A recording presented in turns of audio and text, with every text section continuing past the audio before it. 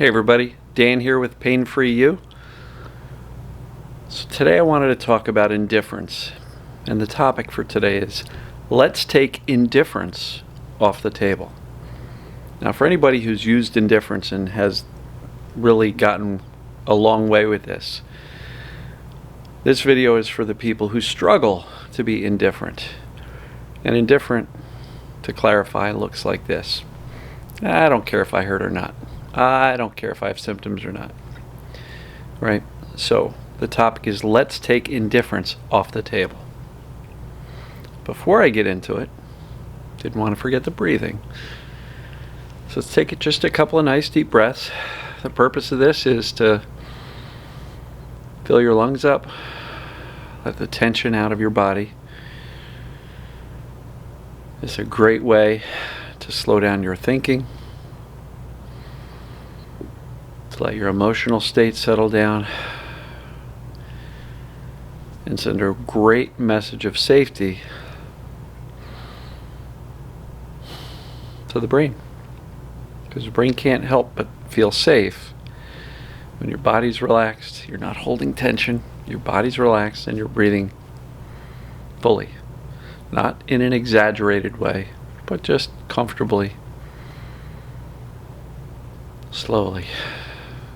All right, so this topic is coming from a conversation that I had with one of my group coaching members, and they kind of pushed back a little bit on the concept of indifference.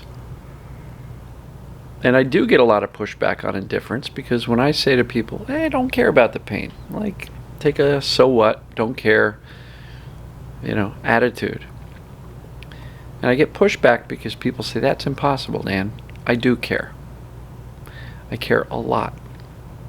And indifference is impossible. I can't get there.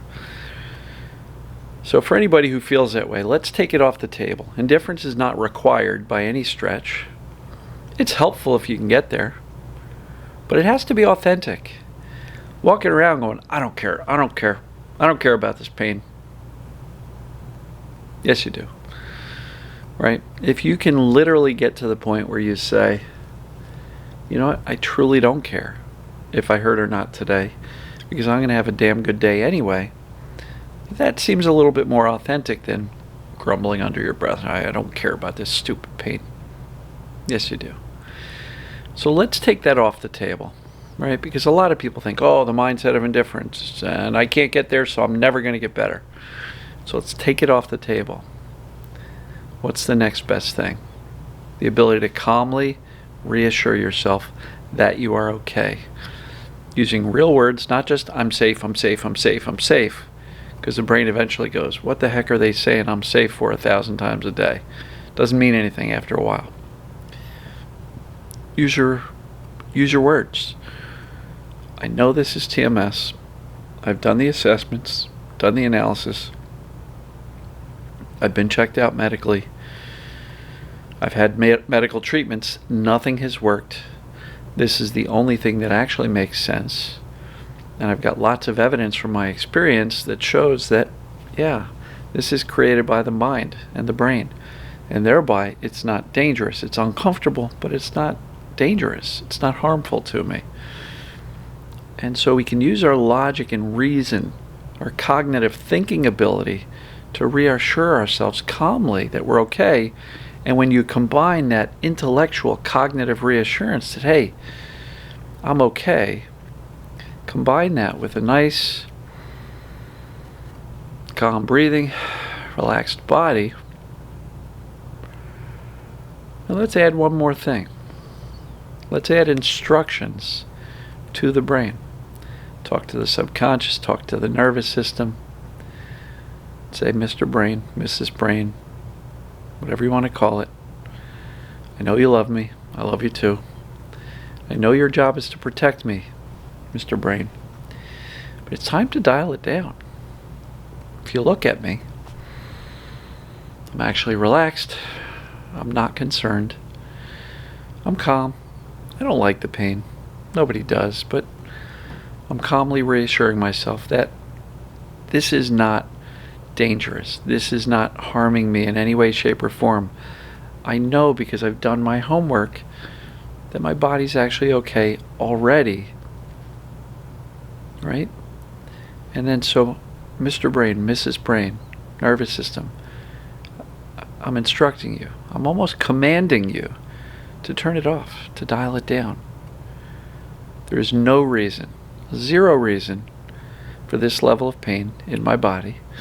There is zero reason for you to protect me, because the things you are protecting me from, my emotions, physical movements, body positions, work stress, family stress, financial stress, none of them are that dangerous that they warrant physical pain, especially in the degree that you've been giving it to me. So have a direct conversation with your brain.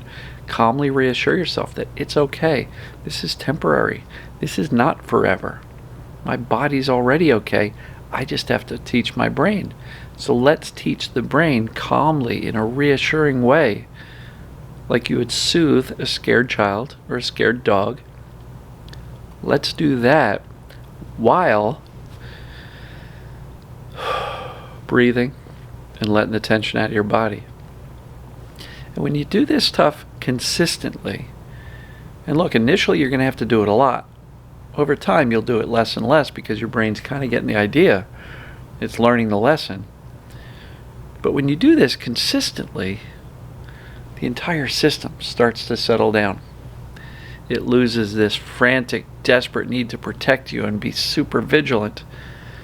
And it starts to go, well, look at this, Dan's like pretty chill. And he's saying the right words, because clearly all that stuff makes sense logically.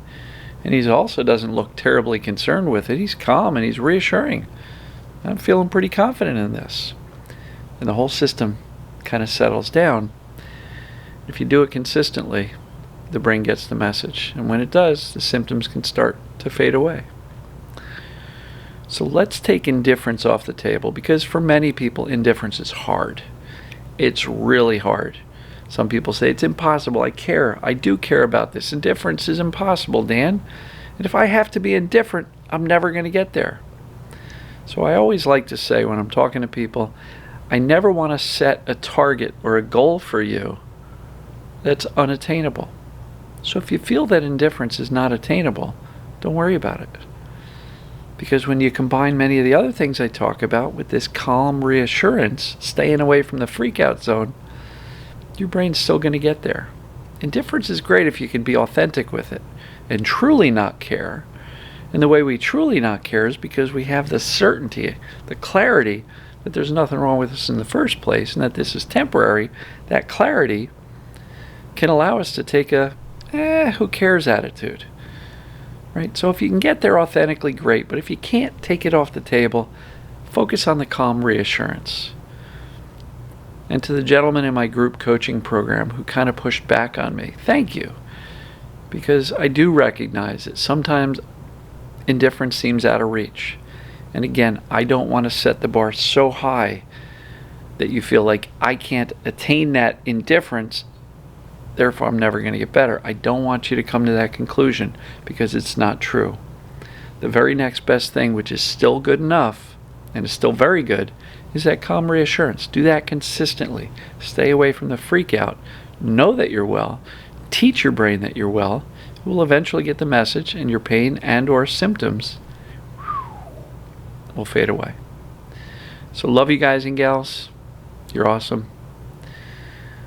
Hope you had a great Tuesday. Welcome to Wednesday. And we'll see you tomorrow. Take care.